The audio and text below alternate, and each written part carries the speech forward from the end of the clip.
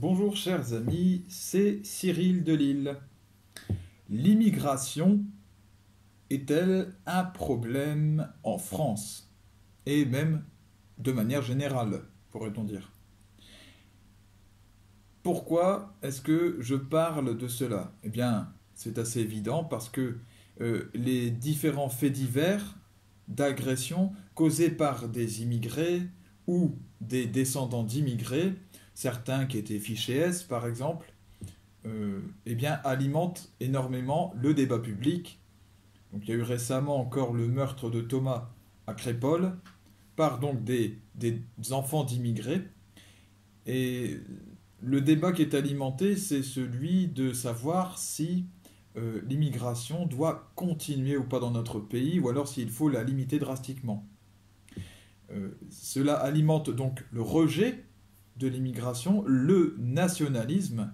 Il y a eu en réaction donc à ce meurtre de Thomas à Crépol une marche nationaliste par des groupuscules identitaires de droite, d'extrême droite, à Romans-sur-Isère. Alors voilà la question, la France doit-elle stopper ou réduire drastiquement l'immigration pour retrouver la paix dans ses rues? Voilà toute la question, puisque les détracteurs de l'immigration, par exemple Éric Zemmour et puis le Rassemblement national, font le lien entre l'insécurité, l'augmentation de l'insécurité et l'immigration. Alors, dans un premier temps, il faut voir le contexte général pour avoir je pense, un point de vue le plus objectif possible. Il y a donc une augmentation générale des violences. En France, à tous les niveaux, dans le monde entier, j'ai enregistré quelques vidéos sur ce sujet récemment, et donc nous le voyons à travers la multiplication des guerres et leur intensification, elles sont de plus en plus violentes, l'agressivité du quotidien, les incivilités, l'agressivité sur le web, sur Internet, les échanges, le harcèlement, harcèlement à l'école, harcèlement au travail, harcèlement sur Internet. Bref, toutes ces dimensions-là forment des aspects de l'augmentation de la violence. Or, elles ne sont pas, à proprement parler, le fait d'immigrer.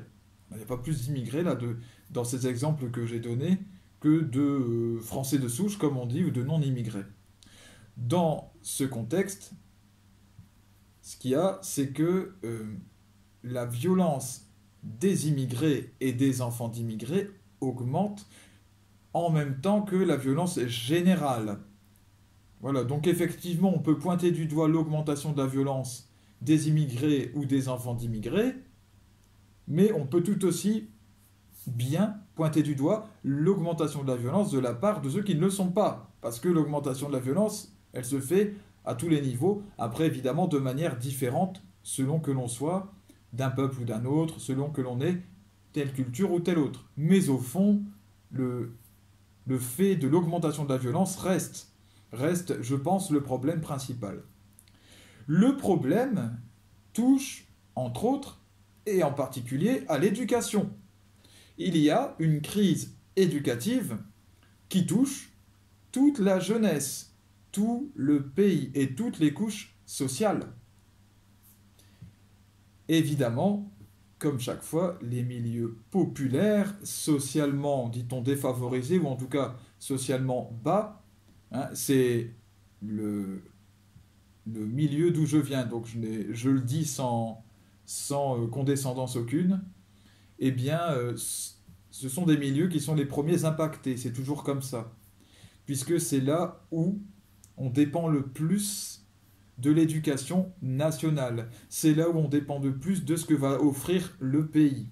Puisque nous n'avons pas les richesses sociales à l'intérieur des familles, dans les milieux défavorisés, eh bien, on va s'élever grâce à ce que nous propose l'école, à ce que nous propose l'extérieur. Bon, quand cet extérieur ne propose plus, eh bien, ces milieux défavorisés ne peuvent plus monter socialement.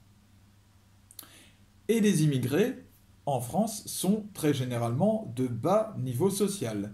Voilà. Et ceux qui sont visés, d'ailleurs, dans les manifestations dont j'ai parlé, sont spécialement les immigrés d'Afrique du Nord.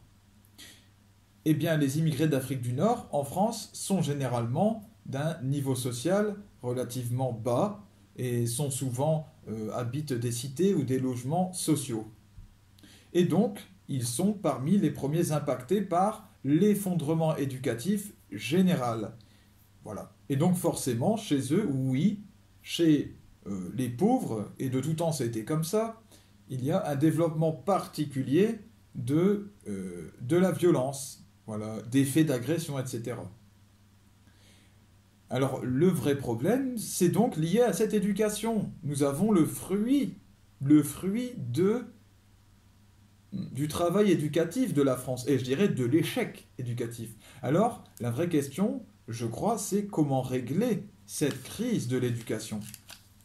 Voilà. Et alors là, j'en arrive à mon sujet favori, notre identité spirituelle.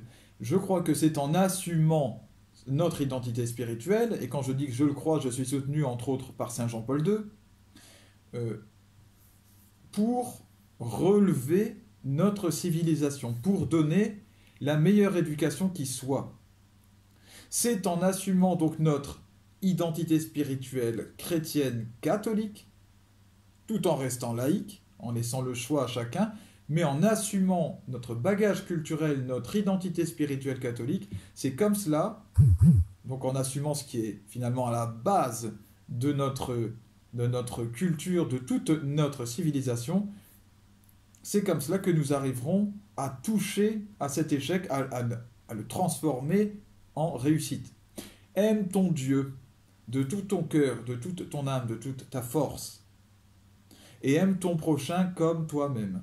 Ce n'est pas qu'un commandement religieux. Oui, ça l'est avant tout. C'est avant tout le commandement suprême de Jésus-Christ, donné à ses fidèles, certes, mais c'est aussi le meilleur plan social qui soit.